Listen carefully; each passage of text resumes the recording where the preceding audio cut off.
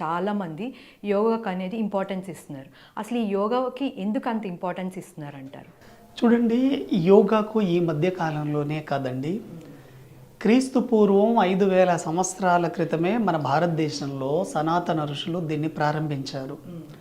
అంటే 5000 సంవత్సరాలకు ముందే ప్రకృతి కానీ సమాజం కానీ ఎలా మారబోతుంది, ఎటువంటి విపత్కర పరిస్థితులను రాబోయే తరంలో మానవుడు ఎదుర్కోబోతున్నాడు అనేది వాళ్ళ ముందు చూపుతో దీన్ని మనకు ఒక ఆయుధంగా మనకు అందించారండి. ఎందుకంటే ఇప్పుడు మీరు చూడండి, ఏ కుటుంబాన్ని కదిలించినా అనారోగ్యంతోనే ఉంటున్నారు. కుటుంబంలో ఏదో ఒక వ్యక్తి అనారోగ్యంతో ఉంటున్నారు. కాబట్టి ఇటువంటి వాళ్ళు కనుక మీరు డైలీ ఒక 20 నిమిషాలు, ఒక 30 నిమిషాలు మీ వాల్యుబుల్ సమయంలో కనుక మీరు యోగాకు కేటాయిస్తే మీ హెల్త్, మీ ఆరోగ్యం అనేది మీ చేతుల్లో ఉంటుంది. ఎందుకంటే మీకు ఆస్తి, అంతస్తులు, ఉద్యోగం, వ్యాపారం, పదవి అన్నీ ఉండవచ్చు.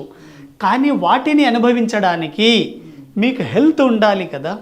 మీరు ఆరోగ్యవంతంగా ఉంటేనే మీరు కాన్ఫిడెంట్గా ఎక్కడైనా మాట్లాడగలుగుతారు, ఎక్కడైనా ఉండగలుగుతారు, మీకు నచ్చిన పదార్థమైనా తినగలుగుతారండి. ఈరోజు మీరు ఎక్కడైనా ఒక ఫంక్షన్కి వెళ్ళారంటే, నాకు షుగర్ ఉంది, స్వీట్ తినను, బీపీ ఉంది, హార్ట్ తినను, ఇటువంటిప్పుడు ఇంకెందుకండి? జీవితం అన్నాక మీరు ఒక ఫంక్షన్కి వెళ్ళినప్పుడు మీకు నచ్చిన పదార్థాన్ని లిమిట్ లేకుండా తినగలిగే స్థాయికి మీ ఆరోగ్యం రావాలి.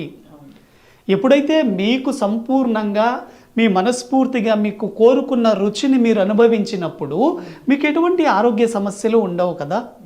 భగవంతుడు ఈ అద్భుతమైన మానవ జన్మ మనకెందుకు అందించాడంటే, నీకు నచ్చినట్లు ఆనందంగా, ఆరోగ్యంగా, ప్రశాంతంగా, నిండు నూరేళ్ళు సంపూర్ణ ఆయుష్తో జీవించమని.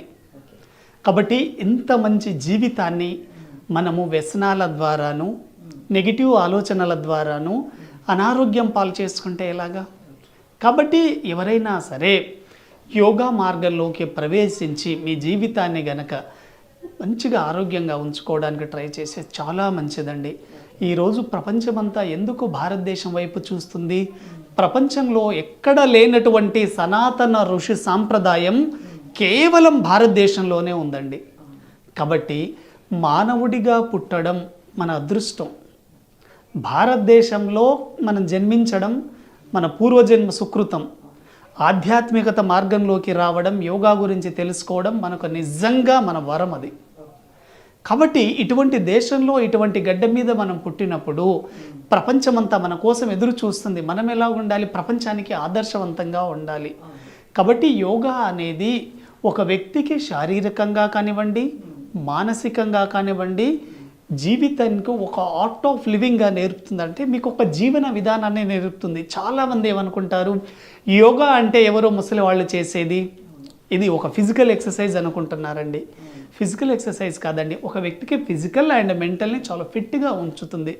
మీరు ఎప్పుడైతే ఎంత ఫిజికల్గా ఫిట్గా ఉన్నప్పటికీ మీరు మెంటల్గా ఫిట్గా లేకపోతే మీ జీవితంలో చాలా కోల్పోవాల్సి ఉంటుంది. ఈ మధ్యకాలంలో టాప్ మోస్ట్ ఐఏఎస్ కానివ్వండి, ఐపీఎస్ కానివ్వండి, పోలీస్ డిపార్ట్మెంట్లో ఉన్నత అధికారులు కూడా ఎందుకు సూసైడ్ చేసుకొని చనిపోతున్నారు? మెంటల్ ఫిట్నెస్ లేకపోవడం. ఎప్పుడైతే మీరెవరు, మీ అంతర్గతం కోసం వెతుక్కుంటున్నాడు, మీరు బయట ప్రపంచంలో ఆనందం కోసం వెతుక్కుంటున్నారంటే ఆనందం అనేది డబ్బుతో కొనవలసి ఉంది కాదండి. మీరు కుటుంబ పోషణ కానివ్వండి, అమ్మాయి చదువు కానివ్వండి, వివాహము, ఉద్యోగం, ఇటువంటివన్నీ డబ్బుతో ముడిపడి ఉన్న విషయాలు. కానీ ఆనందం అనేది మీ అంతర్గతంలో ఒక వ్యక్తి అంతరంగం నుంచి లావాలాగా పొంగాలి. ఆనందం అనేది ఒక వస్తువు ద్వారా వచ్చేది కాదండి. ఒకవేళ మీరు ఒక వస్తువు ద్వారా కానీ, వ్యక్తి ద్వారా కానీ ఆనందం వస్తుందనుకుంటే వాటి ద్వారానే వెళ్ళిపోతూ ఉంటుంది. ఎందుకంటే మీకు డబ్బు వచ్చినప్పుడు మీకు ఆనందం వచ్చిందనుకోండి, ఆ డబ్బు పోయినప్పుడు మీకు ఆనందం కూడా పోతుంది. కాబట్టి విలాసం ద్వారా, వినోదం ద్వారా, శృంగారం ద్వారా, డబ్బు ద్వారా, పదవి ద్వారా, ఇటువంటి వ్యక్తుల ద్వారా మీకు ఆనందం వచ్చే అవకాశమే లేదు. అది కేవలం సంతోషం మాత్రమే. ఆనందం అనేది ఎటువంటి కారణం లేకుండా మీ లోపల నుంచి రావాలి. మీ లోపల నుంచి నిరంతరం లావాలాగా పొందాలి. మీ లోపలే ఆనందం ఉందని మీరు తెలుసుకున్నప్పుడు 100% మీరు సమాజం చూసే కోణం మారుతుంది. ఒకటే గుర్తుపెట్టుకోండి, సమాజంలో కానీ ప్రపంచంలో ఎక్కడ లోపం లేదండి. మీ దృష్టి లోపం ఉంటుంది. ఎప్పుడైతే మీ దృష్టి సరి చేసుకుంటారో సృష్టి సమానంగా కనపడుతుంది. ఆనందం బయట ప్రపంచంలో లేదు, నా దృష్టిలోనే ఉంది, నా అంతర్గతంలో ఉంది అని మీరు అనుకున్నప్పుడు ఆనందం కోసం మీరు ఒక వ్యక్తి కోసం వెంపర్లాడడం కానివ్వండి, మీరు ఏ వ్యక్తి చుట్టూ వాళ్ళ కాళ్ళు మొక్కడం కానివ్వండి, పాద నమస్కారం పాద పూజలు చేయాల్సిన అవసరం లేదు. సాక్షాత్తు విశ్వంలో ఏముందో మీ లోపలే అదే ఉంది. విశ్వంలో మీరు చూడండి, వ్యాపించి ఉన్న ఆ పరమాత్మ ఉన్నాడు, మీలో జీవాత్మ ఉన్నాడు. మీలో ఉన్నటువంటి జీవాత్మను ఆ విశ్వంలో వ్యాపించి ఉన్న పరమాత్మతో అనుసంధానం చేయడమే ధ్యానం. యోగం అంటే ఏంటి? కలయిక. అంటే మీ లోపల ఉన్న జీవాత్మను విశ్వంలో ఉన్న పరమాత్మతో కలయిక చేసినప్పుడు విశ్వవ్యాప్త భావన ఏర్పడుతుంది. చాలామంది సంకుచిత మనస్తత్వంలో ఉండి నేను నాది అనే భావనలో ఇరుక్కుపోయారు. మీరు ఎప్పుడైతే విశ్వవ్యాప్త భావనను ఏర్పరచుకుంటారో, అంటే విశ్వమంతా వ్యాపించి ఉన్నది ఒకటే భావన, అది నేను అనే భావన మీ లోపల ఉంటుందో, ఎదుటి వ్యక్తిని చూసినప్పుడు కూడా ఆ వ్యక్తిలో నేను అనే భావన మీలో ఉంటుంది. కాబట్టి ఏ వ్యక్తిని చూసినా మీరు సమాన భావనతో చూస్తారు.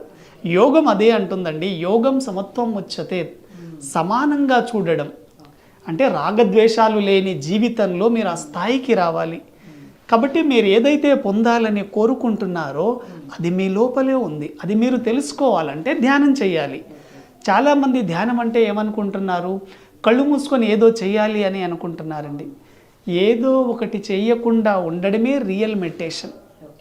మనకు పతాంజలి అందించిన అష్టాంగ మార్గంలో చిట్ట చివరిది సమాధి అండి. సమాధి స్థితి అంటే మీరు ఏం చేయకుండా కూర్చునే స్థితి.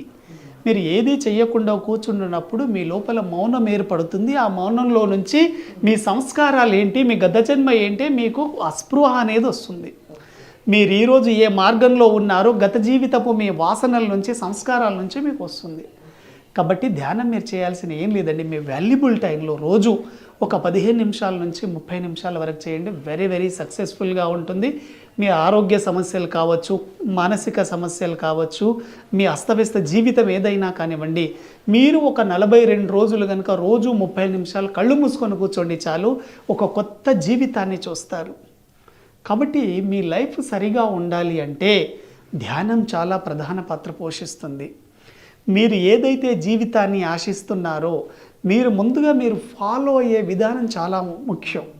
ఈ మధ్యకాలంలో చాలామంది రకరకాల విధానాలు ఫాలో అవుతూ జీవితాన్ని అభాస్పాలు చేసుకుంటున్నారు. యోగాలోకి ప్రవేశించిన వ్యక్తి జీవితంలో మీరు చూడండి, ఆ వ్యక్తి మాట్లాడే మాట కానివ్వండి, హావభావాలు కానివ్వండి, ముఖ కవళికలు కానివ్వండి, చాలామందిని ఆకట్టుకునే విధంగా ఉండాలి. కానీ ఈ మధ్యకాలంలో ప్రవేశించిన వ్యక్తులు కళ అనేది తప్పిపోతూ ఉంటుంది. దానికి కారణం ఏంటి అంటే సాధన అనేది శాస్త్రీయంగా లేకపోవడం. ఎప్పుడైతే మీరు శాస్త్రీయంగా సైంటిఫిక్గా సాధనలు తెలుసుకుంటారో మీకు ఇంకా దాంట్లో పరిపక్వత వస్తుంది. స్పిరిచువల్లో ప్రవేశించడం ముఖ్యం కాదండి, ఆధ్యాత్మికతలో ప్రవేశించడం కంటే కూడా పరిపక్వత చెందడం చాలా ముఖ్యం.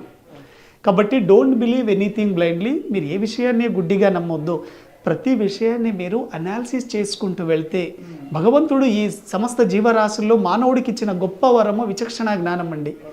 ఏది మంచి, ఏది చెడు, ఏది గుడ్, ఏది బ్యాడ్ అనేది మనం తెలుసుకోగలిగితే ఆధ్యాత్మిక మార్గం అనేది చాలా ఉన్నతమైందండి. ఈరోజు దేశ ప్రధానులు కానివ్వండి, ఉన్నత వ్యక్తులు కానివ్వండి, విఐపీలు, సెలబ్రిటీలు అంతా ఎందుకు మెడిటేషన్ని ఎంచుకుంటున్నారు? మెడిటేషన్ అనేది ఒక వ్యక్తికి అత్యున్నత మార్గాన్ని అందిస్తుంది. ఒక వ్యక్తి అన్ని రకాల సమస్యలకి ఒకే ఒక పరిష్కారం ధ్యానం. కాబట్టి ప్రతి ఒక్కరి జీవితంలో ధ్యానాన్ని అలవాటు చేసుకోండి.